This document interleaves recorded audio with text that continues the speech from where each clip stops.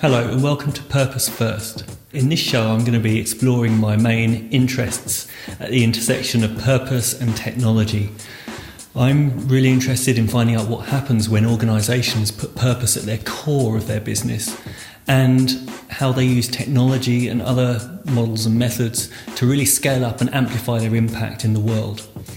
It's something that I've been exploring for years as co-founder of Remote. We started Remote, Jeannie and I, in 1999, and we're a custom software development company. We've worked with companies from small startups all the way through to global corporations.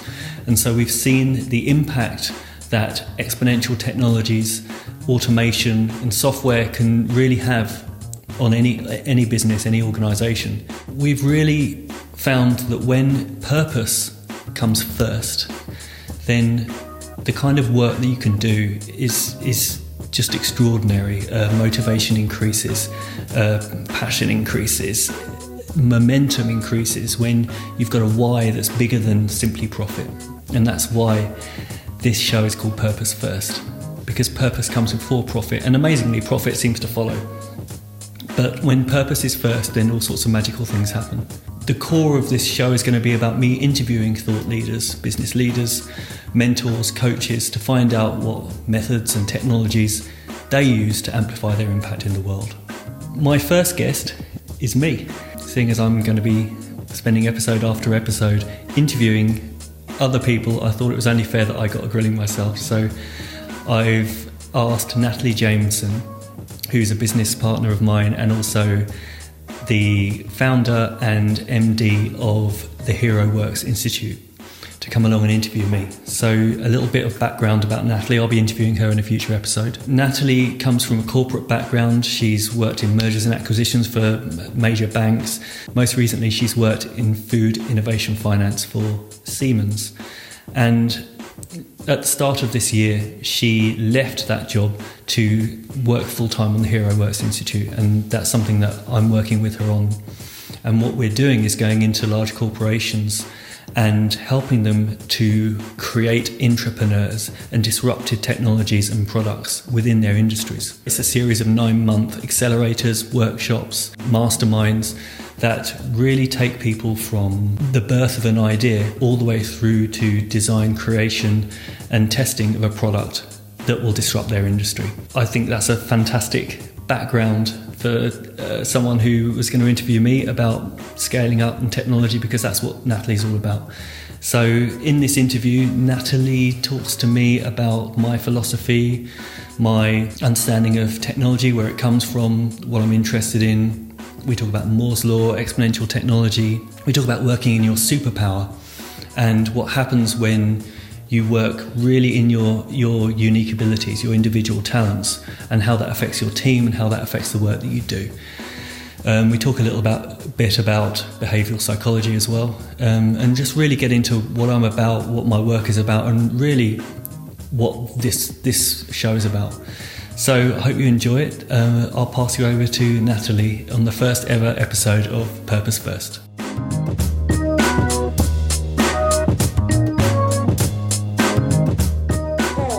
Welcome to Paul McGillivray. It's such a pleasure to have you here today. I'm really looking forward to just getting to know more about your experience. Obviously, we've known each other for a little while, and we're Dent buddies. And obviously,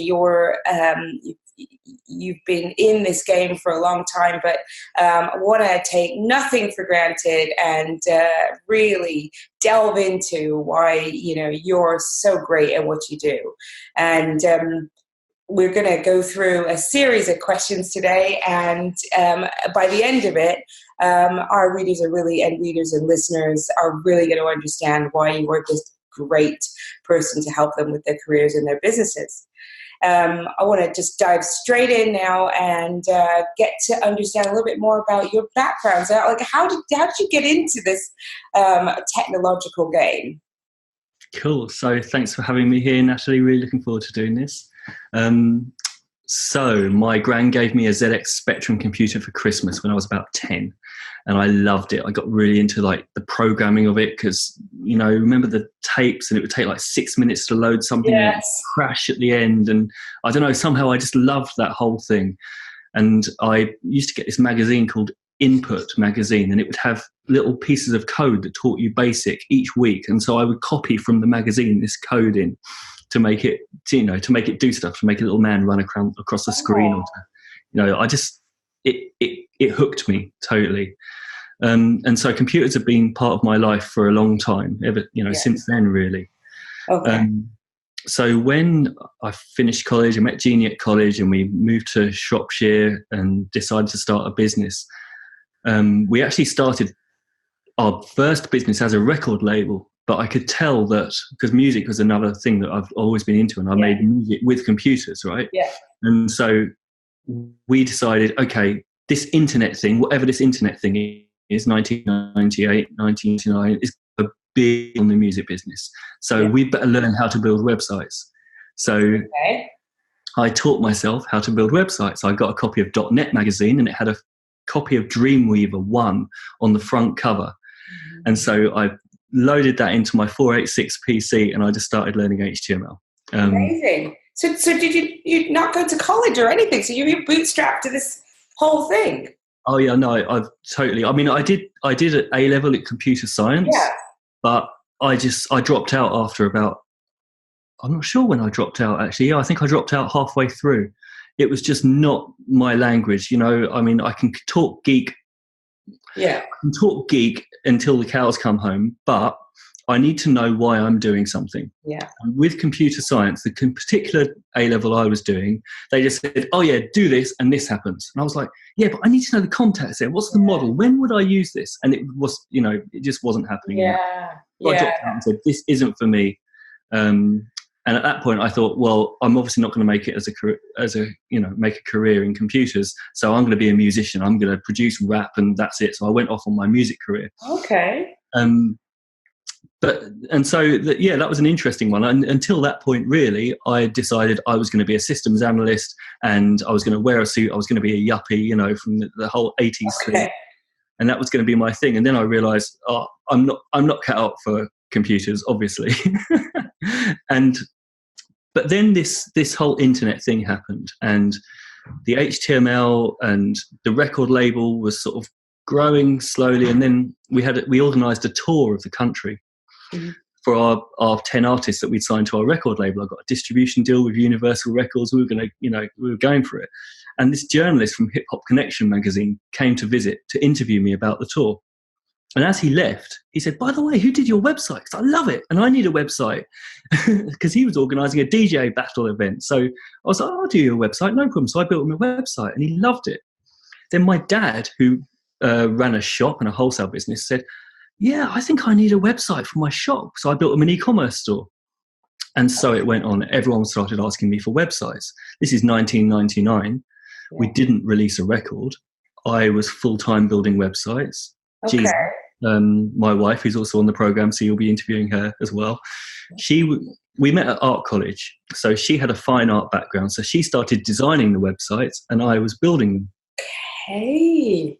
So for about a year we were doing that, pure HTML brochure websites, the old e-commerce thing. That's fantastic. This is why this is so incredible, because I did not know that about you, and I suppose it's when did they come up in conversation, I guess, and that's fantastic. That's fantastic because, firstly, I think from the female entrepreneur or the female in business's perspective, for them to realise that actually you don't have to have gone to university or college to study this, and it is more of a psychological thing, and it's about having a need to apply it. And well, I mean, I think that's spot on, Natalie. I totally agree. The education thing didn't work for me, but the need. I mean, a year into our business, we were building these websites, and so was everyone else at that point. You know? And we were struggling financially until we were offered the opportunity to build something that was way outside of our abilities. Okay. It was a massive homeopathic portal, and the client had got funding, and he'd been to 6 agencies, existing established agencies, with this idea, and they'd all said technically it couldn't be done. What he was asking couldn't be done. Jeannie took the phone call and said, we can do it. Oh, After I, do you think that is because of your kind of lack of formal education? You didn't have that, I guess, preset idea of what was possible and what wasn't. You had more of an open mind. Why do you think you were more, I guess, ballsy to to put it that way? it was achieve this or our business fails. Okay. It was as simple as that. And I lost it. I was like, have you any idea what I'm going to have to learn to do this? And Jeannie just said one thing that has actually kept me going for the entire 20 years of our business. Yeah. She looked me dead in the eye and said, somebody on this planet can do this project. And they are no more intelligent than you. So why not make it be you? Yeah. Yeah. And that is my and our mantra. Yeah. For so went on to Amazon and I bought ASP in 24 hours, VB script in a week, SQL Server. I learned JavaScript, ASP, SQL Server, Visual Basic as well. And I wrote a program that could read 300 textbooks of different formats written over 200 years, put that information into a database and make it searchable and cross-referenceable for homeopathic students. And I put it online and I bought a server and I installed the software and I carried that server down to Telehouse in the London Docklands, plugged it in, and the world's first online materia medica for homeopaths was born 3 months later. And that was the start of our business proper. Oh my gosh. That's incredible. That's incredible and extremely impressive. But I tell you that though, not to like be impressive. I mean, looking back, it's like, wow, I get goosebumps just remembering that. I mean, I was working till 4 a.m. It was a proper thing, but it was. I tell you that because I wasn't taught how to do any of it. Yeah. The information out there now is like 20 times more than it was back then. I was printing off an ASP site called Four Guys from Roller. I was printing out the information and reading it on how to code. Yeah. So I was like, okay, I need to do this now. How do I do this? And I had to Google it, although, there was hardly any information out there. This is still 2000, I suppose, at this point. Absolutely. Mm-hmm. Well, it gives me hope. I'm just trying to think of what sort of project I could take on now in my lunch hour. It's regardless of that's still really, really impressive and I guess quite encouraging as well for all of us women who haven't had that formal training. It literally is it's not simple, but it's certainly achievable with a bit of I guess determination, but mostly with a kind of core purpose there. It's this whole thing of that one sentence sums it up for me. Yeah. Why shouldn't I be the one that can do this? Yeah, why should I? And so stepping forward to anything with that, this is possible. Absolutely. We can do this. What's that saying? It's is it if not you, who? If not now, when? Right, absolutely. Same sort of thing. And now technology means that it can be anyone doing anything. It is all possible. If you can imagine it and you've got that grit and determination to do it, then you can, absolutely. Fantastic. So how do you think the sort of what's happening now in the world that leaders really need to be grasping and that's changing the way that they lead teams, that they lead businesses? What do you think? How's technology changing the world for business at the moment? I think what's happening is two things simultaneously.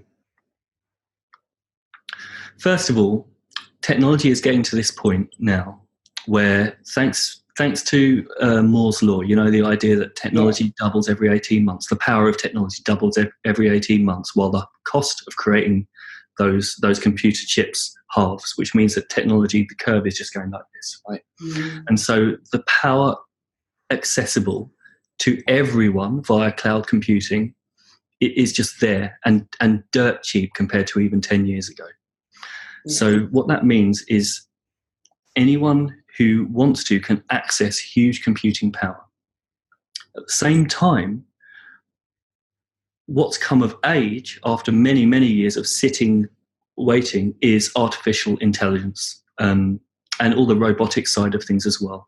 So all of a sudden, from the smallest startup through to the biggest corporations, processes that were done by hand are now being automated, and they're being automated at increasing speed, and they're being automated with increasing intelligence. And that is absolutely changing the landscape now. And 5 years from now, we won't even recognise the business landscape, I believe.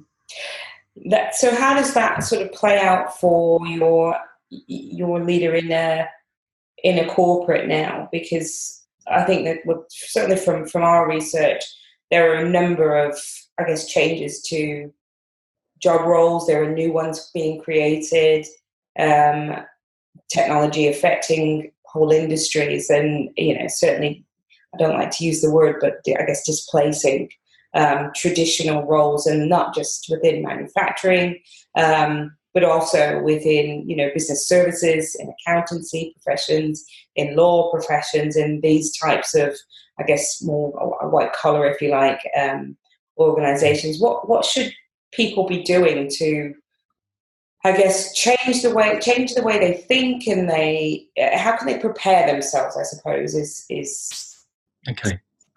So I think the best answer to that is to point out the change in mindset that's happening as a result of this.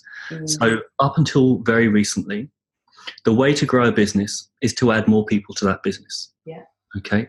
And so what we see in business is a very linear growth. Okay. So we start here with one person, then we add an administrator, and then we add maybe a salesperson and someone that helps us with delivery. And as we grow, it's just a linear growth. You want more power, you want more done, you add more people. Okay. But now, with the growth of exponential technologies and the accessibility of exponential technologies, what we're seeing is we have a choice. I need more done. I need more reach. I need more impact. Do I add another person and just level up a little bit? Or do I find out what roles I can automate, or what tasks and jobs I can automate? And there's a massive difference there. What we're talking about is the difference between old school. Kodak is a classic example of old school. They had thousands of people working for them across the world at their peak. Hilton hotels, news corporations. That's old school business models where you've got thousands of people working together on a linear growth. But now exponential technologies are replacing those companies with Kodak stepped out of the way, and Instagram stepped in. Okay, when Instagram was bought by Facebook, they had 13 employees. Right, bought by several billion. It's incredible. Instead of Hilton hotels, we've got Airbnb. Instead of all the news corporations, we've got Facebook. We've got social media. Okay, and the number of people working for those companies compared to the amount of impact they're having on the world. I'm talking about number of users as well as actual social impact. The ratio is dramatically different. And so you might have a company that has 50 employees turning over 500 million, or you might have a company with 5,000 employees turning over 500 million. And the difference in the way that those companies work, the mindset of those two different types of companies is dramatic. And I believe that the companies that are going to survive and thrive are the companies using the exponential technologies. And if we're not using the exponential technologies, then our competitors will. And so their growth curve will go like that while we continue on the linear landscape. So from a leader's perspective, how do we change our mindset and our leadership style to this kind of hierarchical sort of, way of managing people and processes? Because as our teams get, I guess, flatter and the skills become more dispersed within the team, the role of the leadership, the role of the leader is slightly different, isn't it? I think it used to be that the leader held a lot of the, I guess, I don't want to say intelligence, but maybe knowledge, and it was very much, I know more than you, so therefore you should kind of follow. And I think technologies are pending that a little bit, because within our teams we're having, great leaders should want people that are way smarter than them and way more knowledgeable than them. But still, organizations are very hierarchical, and I'm not sure whether we've made that mindset change yet. And how do those, the successful ones are the ones who are able to kind of say, right, these are the kind of key things that we need to do now as a leader in this organization to empower our people and to really move forward. Okay, yeah. So I agree. What we're talking about here is a shift from the mindset of the pyramid hierarchy. Yeah. I don't want to say a flat hierarchy, but here's the change. So the pyramid hierarchy, you have the CEO or chairman at the top, and then we have this sort of top tier executive management. Then we might have middle management. Then we have the people actually doing stuff. Yeah. Okay? And all of that work is divvied up by job titles. Okay. Sales director is in charge of the sales team, and the marketing director is in charge of the marketing team, and so on. And so you have this upwards to the top kind of hierarchy. Yeah. Now that worked in the kind of organisations that I see it in colours because of the organisational psychology. You come across this idea that back in the old days we have this tribal red kind of hierarchy, which means that I'm talking about street gangs and the mafia and that kind of thing, but it was old tribal where there was one chief and it was ruled by fear.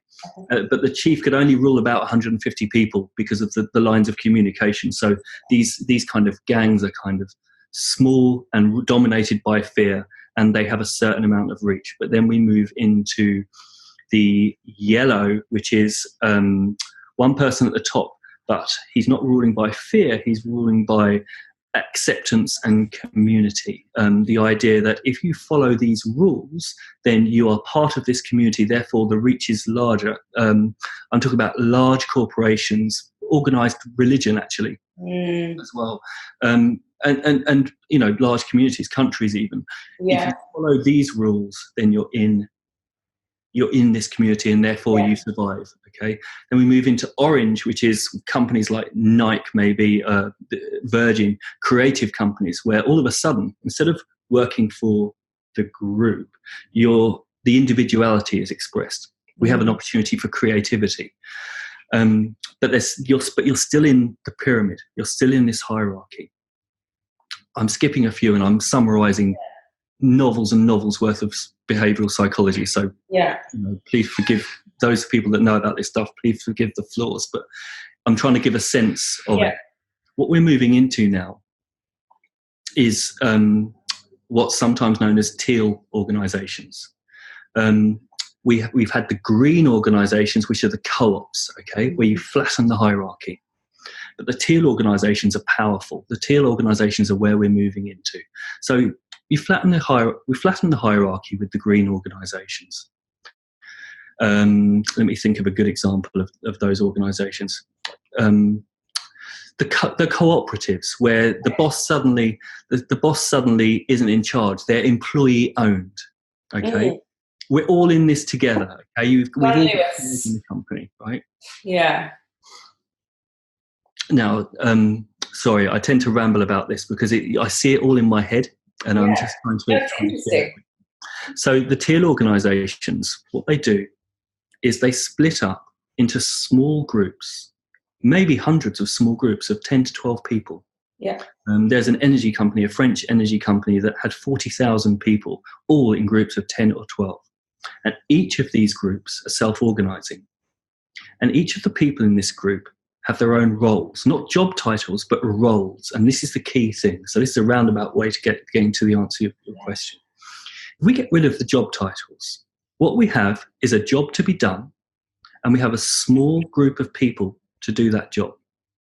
So as leaders, I feel that the way forward is to recognise that our role is to recognise the roles and to find the right people in our small teams who are best for that role. We're talking about superpowers, okay? Yes. So what is your superpower? So let me talk about my team here that we've got. I've got one of our developers. When I sat down with him and really opened up, what gets you out of bed in the morning? Why are you doing this job? What lights your fire? What I found was that he has a real strong need to be the breadwinner for his family and to support his family. He wants to give his children opportunities that he didn't have. As a result of that, he wants very much to have a career path and to become a lead developer. He wants that role. At the same time, he's awesome at customer support. Okay, he just naturally, he can't, if he hears that there's an issue anywhere, he's on it and he wants to fix it. So immediately what we do is we say, right, what is your career path? How are we going to learn? How are we going to teach you all the things you need to do to become that lead developer? So he's got this drive. And at the same time, we make sure that if there's any issue, his job to work out what the issue is and finds who's going to fix that issue or to fix it himself. Okay, so he's doing the thing that he's best at for reasons that are deeply core to him. Okay, and we put him on a training program. We make sure that he's got access to Pluralsight, that workshops, to books that he needs to read so that he can grow. At the same time, one of our more senior developers, when I did the same thing with him, we got really deep. We went really deep to his psychology, to issues even that he had at school. And he found out that he deeply wants to alleviate people's suffering. Mm-hmm. And he does that by teaching people. He does that to find coders that are struggling and to help them with their code. Yeah. So suddenly we've got one person who wants to learn in my team and another person that wants to teach in my team. So all of a sudden we work together, and together we all grow. And all of us are working in alignment with our purpose for the good of the company. Now, what their job titles are irrelevant to that, okay? Yes. But what they do in the team, the roles they have in the team are vital, because there isn't another person that works like Nick and there isn't another person that works like John. Yeah. And at the same time, we're going deeply into superpowers. I've got someone who just gets databases, okay? Yeah. It'd be crazy to get him on the front end work and get him to learn JavaScript and CSS. That's just not his thing.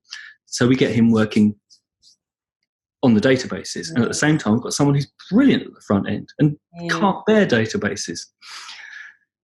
Now, just to be clear here, their job titles are all developer. Yeah. Okay.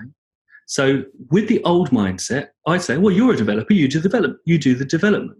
Okay. You're a developer, you do this development. It doesn't matter what kind of development you do. Yeah. But when we look at roles, all of a sudden, we're looking at unique abilities. We're looking at individual talents. And key, we're aligning those individual talents with their inner purpose. Because when you have that alignment, you have drive, you've got motivation naturally in this small team that works together. That's great. And I think one of the challenges that potentially maybe these large organizations have is it's their large organizations. So you're able to have that kind of, I guess, one-on-one relationship with the team and really get to know them. Have you any tips on how leaders with larger teams, I guess, maybe I'll rephrase it, is for me, what you've just said means that probably is one of the most important things that a leader should be doing with their time. And if they only actually spend 80% of their time or 90% of their time really knowing their team and understanding what drives them personally and aligning the team's superpowers to the roles and the responsibilities and the tasks that need to get done. It's like, not forget about what you were hired for, because you're hired for a reason, but to be sort of flexing as people, because people grow as well. So even though when we joined the company, we might have been fresh out of some sort of internship or whatever, and if we were in law, or come from a graduate training program, and some assumptions have been made about what we're going to be doing. But as we grow and as we have, different personal influences, we check our kind of superpowers change a bit. Absolutely. So roles change, and in this small team structure, there's a whole rhythm that you create as a leader, and I believe this is our job as leaders to do this. We shouldn't be doing the tasks. We shouldn't be doing the delivery. Yeah. We should be organising this rhythm. Yeah. Okay? So you have regular retrospectives. You have daily stand-ups saying, where am I at? How are things going? What am I working on? What do I need help with? And during these retrospectives, it may be that a role is passed from one person to another, because now there's another person that's going to be stronger in doing that role now. With job titles, you see, they're much more fixed. But when you're in roles, the roles can change, even project by project. And so that's interesting. And that's, I guess, how technology can really help us to be more fluid as teams. And we don't sit in silos anymore with this kind of technological ability.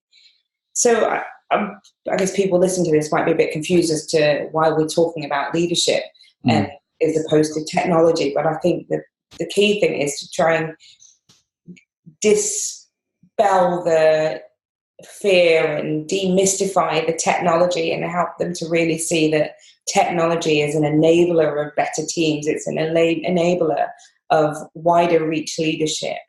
So just to pick up on that point, because it's a really important one, that for me, what we're talking about and the technology, they're one thing, because let me see if I can get this out concisely.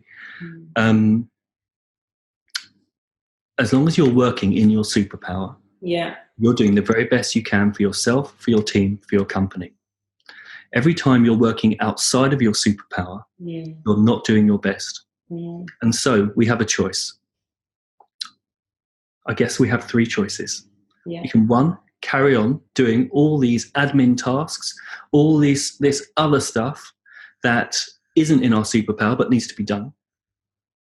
Two, we can find someone else in our team for whom those jobs are a superpower and make sure they do that so that we can carry on working on our superpower and manage this team. And thirdly, we can look at what technology is available to automate that task so that you don't have to do it and your team member doesn't have to do it. And suddenly you have a team member that works 24 hours a day, doesn't get sick, doesn't take holiday, doesn't complain, works efficiently and in the way that you've asked it to work every single time. Absolutely. So thanks for bringing us back around to that point, because in sort of the research that we've done at Heroworx is exactly around that, is that we see really technology empowers us to do what is really humane and what we're really all naturally good at. And those kind of repeatable, automatable, if that's a word even, tasks can be given. And, there will be a certain amount of fear, I think, for a little while with those who have been really have got very efficient to a certain extent, although nowhere near as efficient as a machine will ever be able to be in terms of speed and accuracy, etc. But they've got very efficient at doing those types of tasks. So there'll be a certain amount of fear of, letting go of those tasks. Like, what do I do now? How am I measured, and all of those things. So I think there's some challenges around helping people to grow and, I guess, let go of the fear. Yeah. Well, what we're talking about really in a simple and absolutely non-scientific way is our brain is programmed to do whatever it takes to keep us alive. Okay. Just think about a few hundred years ago when we didn't have the society that we had now. A few thousand years ago, we were living out in the forest and hunting and gathering for our survival. So our brain knows that I'm 45 years old. Whatever I've been doing for the last 45 years has kept me alive for this. And so I'm not going to do anything different right now, because that is danger. But the thing is that what that does is it keeps us bobbing along at the same level. Yeah. And mastery means pushing at that comfort zone and constantly pushing just outside of our comfort zone, because it's there that we learn. And it's there that we adapt and grow and get better. And as we stick in our superpower and push outside of our comfort zone all along, in our superpower, sometimes all of a sudden our superpowers really do become superpowers because we become awesome at those things. And that's what it's all about. It's scary. It's scary. It's easy to do the things that we've always been doing because we've got good at them. But if those are things that anyone could be doing, or even more, if those are things that a computer could be doing, then a computer doesn't have compassion, empathy, love, an ability to trust, instinct, or wisdom. Computer does what it's told to do. Even artificial intelligence, with the learning, it's following particular rules. Those things I've just described are, just as you've said, the things that make us human. They are the things that make us come alive. And a computer can't do those things. And so as long as we're focusing on doing the tasks that fall within those values of love and compassion, creativity, then those things can't be replaced by a computer. Our role is protected. Yeah. That's heartening. And I think, if we could help female executives to start to, and I guess, harness that, what do you think what do you think one of the biggest mistakes in the way women think about technology is, and how do you think that's maybe hindering them achieving their goals and progressing? I think a common thing when I speak to other entrepreneurs and leaders is I talk about automation. I talk about these systems. I talk about all these technologies that are available to help them in the ways that we've been talking about. And they say, oh yeah, but I haven't got time to do that. I'm too busy with this other stuff. And that's a little bit like saying, I can't go to the gym right now. I'm too unhealthy. Yes. I'll go to the gym once I'm more fit. And so the mistake is to carry on doing these same admin tasks, these same jobs that could be automated because they need to be done. And of course they need to be done. But the sooner in your business or in your job role that you can say, hang on a minute, if I just spent 1 or 2 days learning how to program or automate this particular task, then for the rest of my job, I won't have to do that job. And so all of a sudden, everything changes. You're held back while you're learning to automate. But this stuff is simple, and it's never been simpler. The tools out there that are available. I'm not saying that you need to learn to be a programmer. There's no need. There are enough programmers, and there are enough tools already built by those programmers. So it's about recognizing, yes, it may feel like you don't have time to look at this. But actually, if you were to just make the time, just put aside the time, the amount of time that you'll free up as a reward is exponential. It's huge. You've just given me a thought, actually. Having been in big business for a number of years, I think one of the biggest issues that as a leadership team we've had, and even as a leader, being responsible for executing a role, is that big business spends a lot of money on fantastic systems, and then what happens is they're not embraced and they're not harnessed by. They do the little amounts, or we just don't lean into the technology that's being invested in. And actually, what you've just kind of highlighted there is that's obviously a real issue in terms of return on investment for the business and for the clients who could be enjoying the efficiencies that could come with this technology.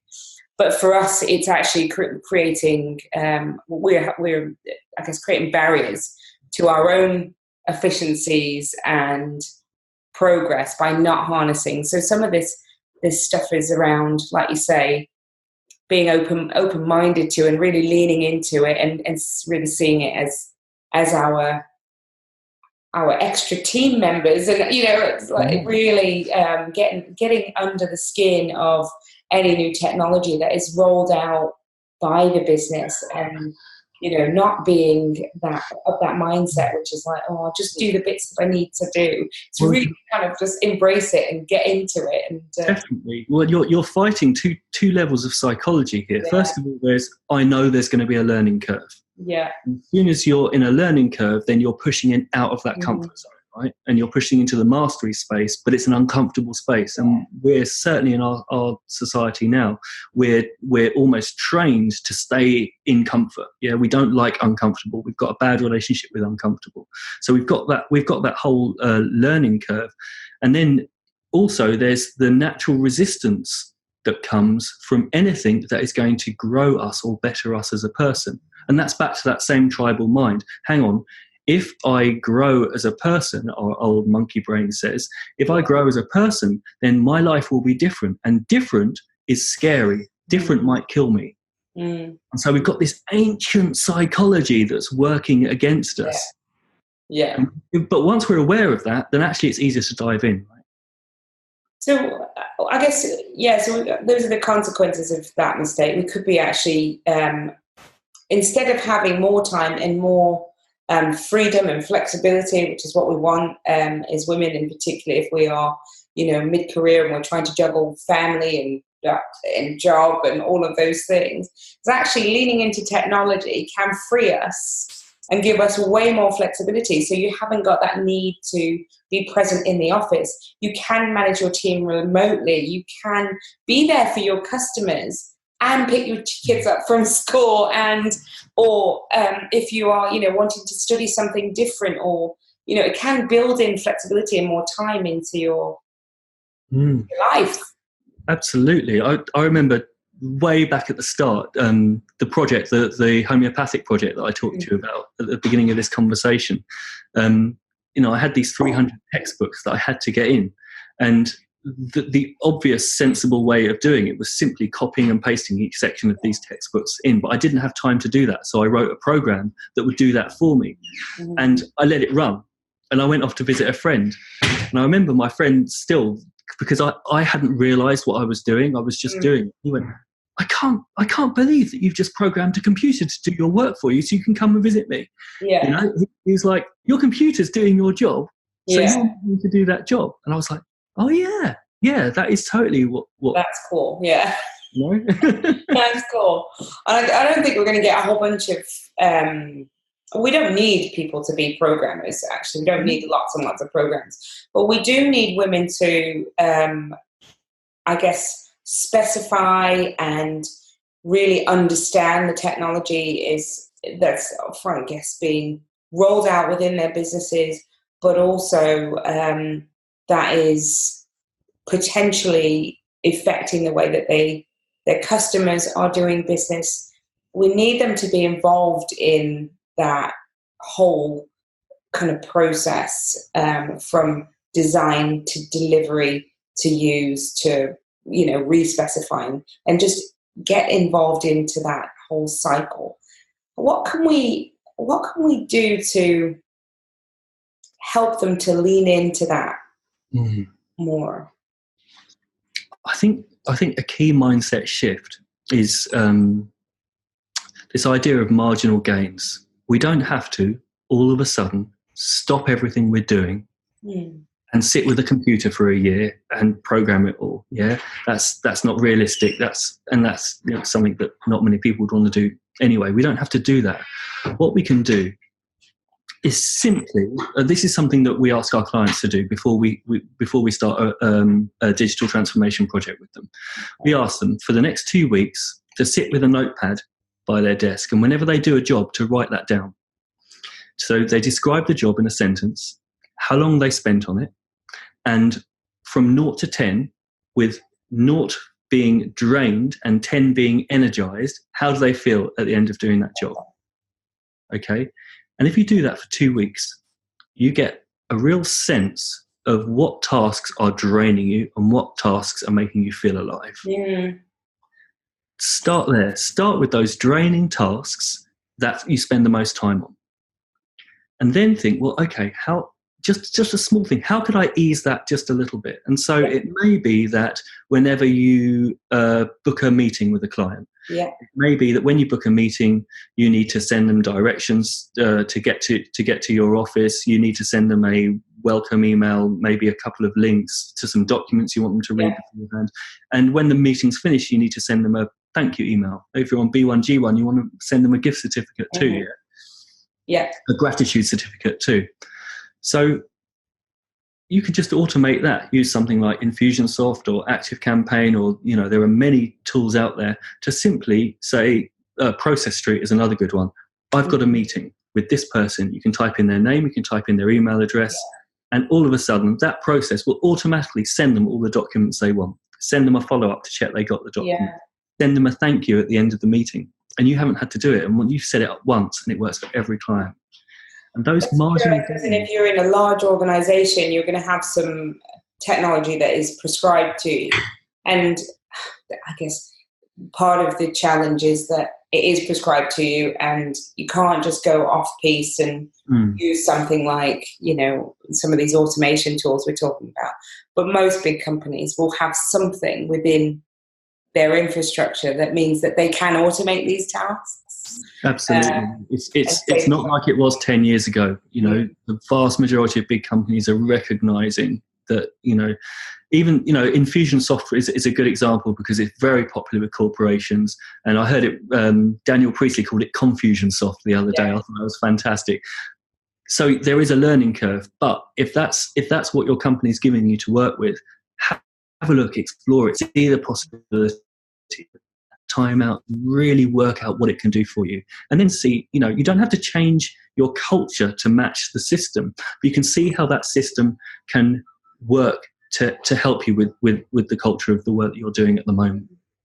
Yeah, and you just saying that has made me think as well that that there's still room for kind of the way that you work, even within big systems. Obviously, you have to follow the lines in terms of how you input things and how you protect data and all of the systems and regulatory rules around how you use it. But actually, you still have flexibility in terms of how you want to organize your day by using these systems, how you want to organize your team, and actually you can create a really strong case for whether it be working from home or whatever. If you can prove to your employees that you understand the systems and this is how you're going to make sure that the job gets done and gets done to the right standard, and that all of the KPIs are met. So it really is your friend rather than your foe. Absolutely. And I do recognise that in some large companies, there are some quite incredible restrictions on the kind of technology you can use. I mean, incredible, for me looking outwards. I understand there's security, there's all this kind of thing that they have to take into consideration. But I do feel that if you can just change your mindset to, I'm not just going to do it the way it's always been done, but let's see where the flexibility is. Then that's something that can really be embraced. There has to be some wiggle room somewhere to make. I think there is. I think we probably get to the first stage and think, oh, this is a really clunky system. It's just a pain, and then you end up getting a spreadsheet out and creating your workarounds. But actually, if you just spend a bit of time, and there are some very ancient technologies in big businesses, particularly with I guess some of the banks as well, where you've got legacy systems and they can't just get rid of them all because you've got all of that embodied, the data and all of that stuff in there, and it's just too big to change overnight.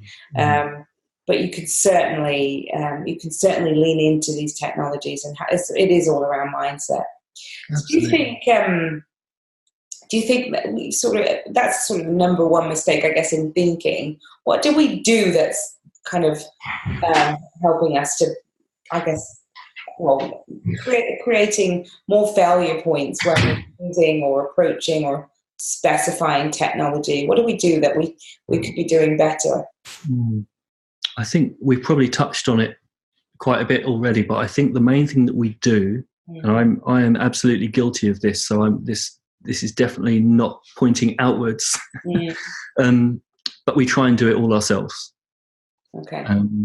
And that can hold us back for years when it comes to progression and evolution. Yeah. And so if we can recognise the things we've talked about our team's superpowers, about what technology can do to help us, we tend to think, okay, this is my job, and so I'm going to do all of this. But what we find is that 80% of the work we do isn't actually our core job. And the people that I know that have actually managed to remove that 80% and spend all their 80% of time on the 20% that is their core job, that is their main thing they need to get done, all of a sudden massive achievements appear. Yeah.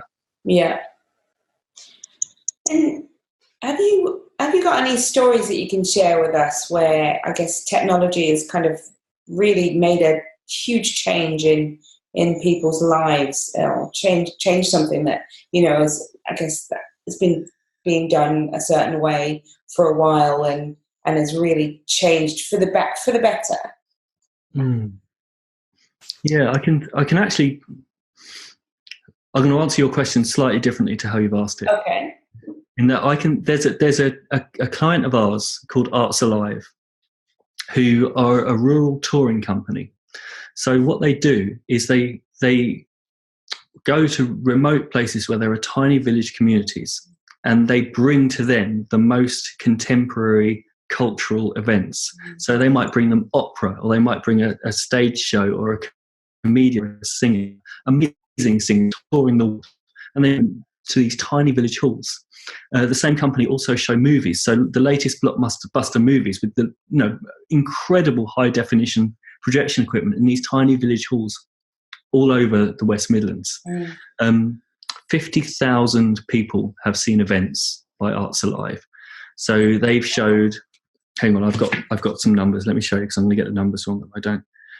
This year they've showed 962 films in these tiny rural communities, 47 live satellite screenings from operas happening in New York or in London, and 104 live performances.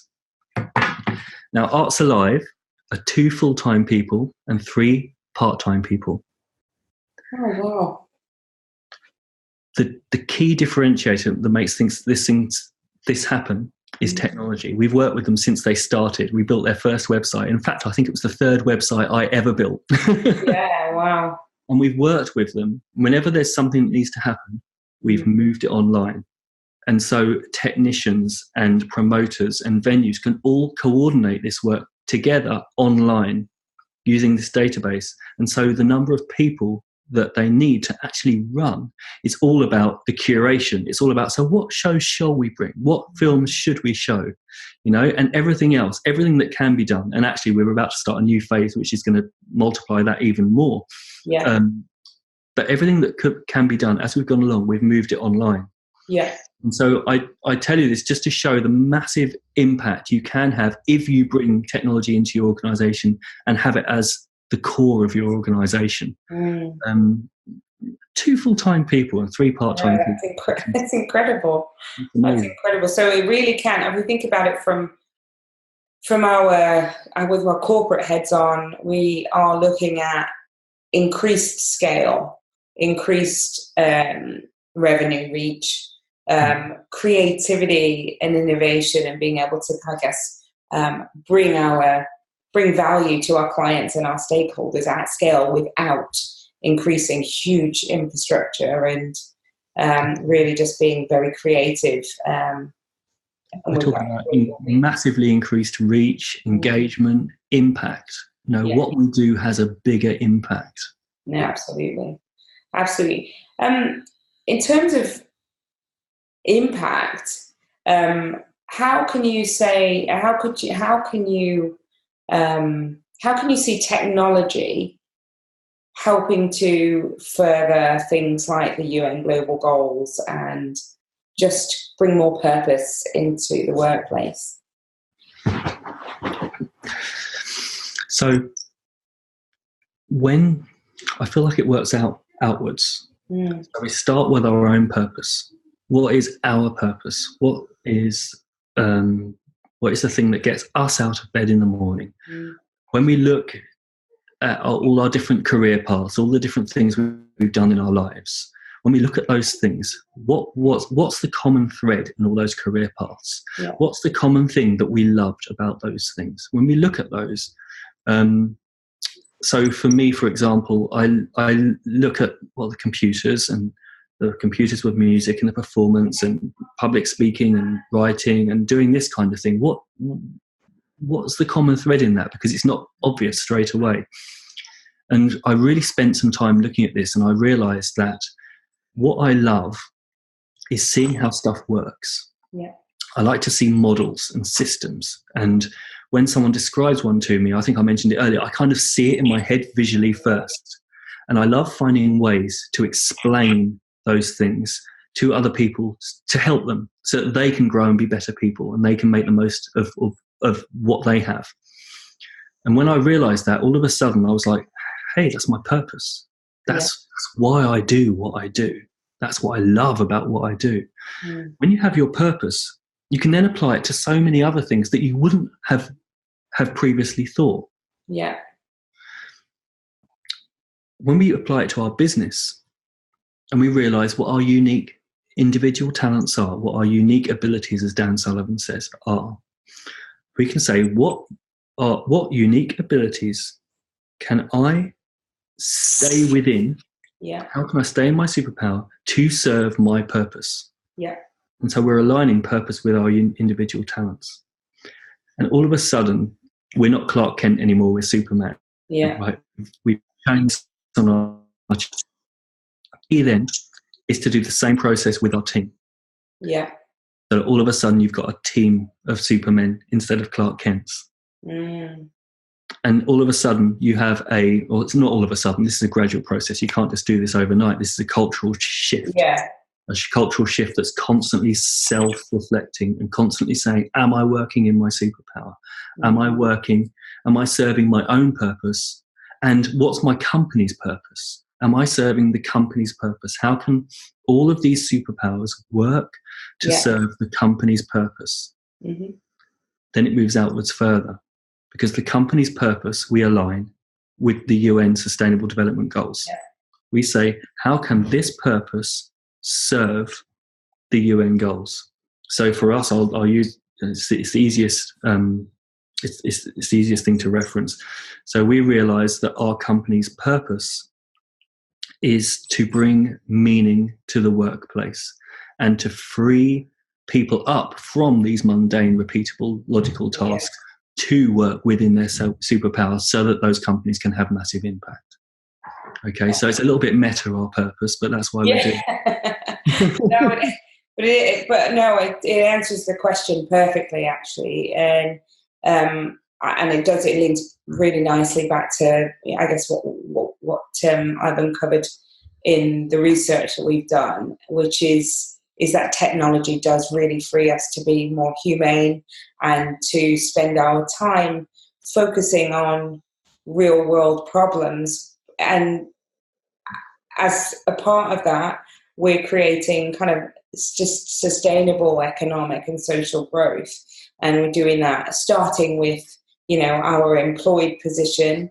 Technology then helps us to, I guess, not only align our own purpose with what we're doing in our jobs, but it can also free us up to create more value in our social lives as well, and be involved in social projects and other projects, and so that we can kind of create this kind of exponential value, not only within our jobs and helping our clients, but also as individuals as well. So yeah, everything shifts, because when you're not working for profit first and you're working for purpose first, and you're aware of what your purpose and your company's purpose is, and all of a sudden, all of these possibilities suddenly start flowing. So all of a sudden, we went from saying we're a software company to, hey, we could be working on accelerators, right? Yeah. We're beginning our own business incubator so that we can help other businesses right there in our building to reach their purpose and work within their superpowers and to really massively multiply their impact. That's not software at all. They might not use software initially, but all of a sudden, all these possibilities open to us, and we can make a much bigger impact in that way. Yeah, it's an enabler. How do we use our superpowers to sort of open up, this creative flow and help to solve more problems in the world? Is there anything else I haven't asked you, Paul, that you'd like to share with sort of female execs or entrepreneurs? I think we've covered quite a bit, and it seems to come down to one big thing. So maybe I'll just use the opportunity to underline that thing. Yeah. It's all possible. Technology isn't a barrier, but an enabler, as you just so eloquently put. Yeah. And we don't have to be spending our days bored doing dull stuff. Yes. Trying to get the dull stuff out of the way so that we can get onto the stuff we really enjoy.